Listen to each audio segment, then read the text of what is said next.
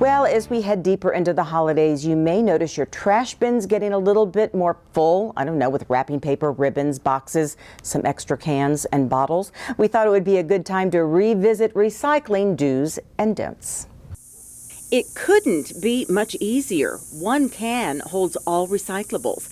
And since Republic Services implemented this automation method, participation in recycling has increased by 400% here in Southern Nevada. But many of the new recyclers, while good-intentioned, seem a little confused about what can be recycled and what can't. No chairs.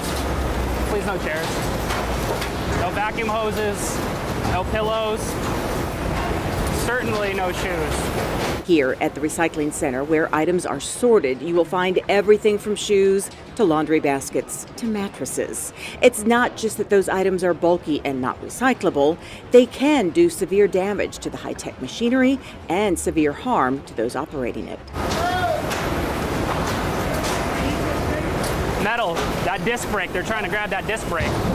Jeremy Walters is the Community Relations Manager for Republic Services Recycling Program. He breaks down exactly what can and cannot be recycled and why. For starters, most people know glass, paper, and cans are perfect recycling candidates. But when it comes to plastic, well, that's where some of the confusion starts. Plastic is one of the ones where people find some confusion.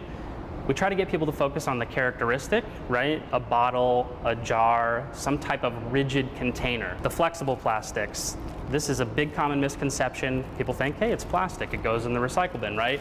But because they're flexible characteristics, they actually have a tendency to wrap and tangle around the sorting equipment, making it inefficient to separate the other material.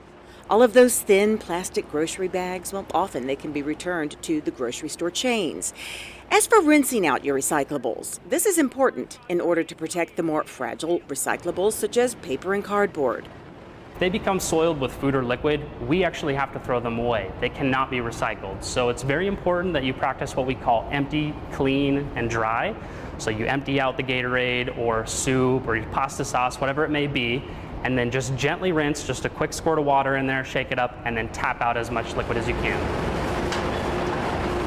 In this 110,000 square foot complex, 2 million pounds of recycled trash is processed every day. There is a lot of stuff for these hard-working sorters to go through, and quickly. By simply following the rules of what's suitable and what's not, you'll have a hand in helping these workers keep things running smoothly. Same principle as a grocery bag.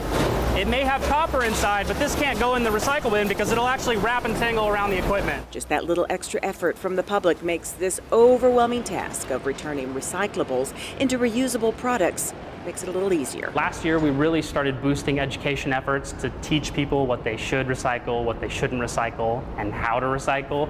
A lot of people have been very receptive to it and happy to get that education because most people want to do it, and they want to do it right.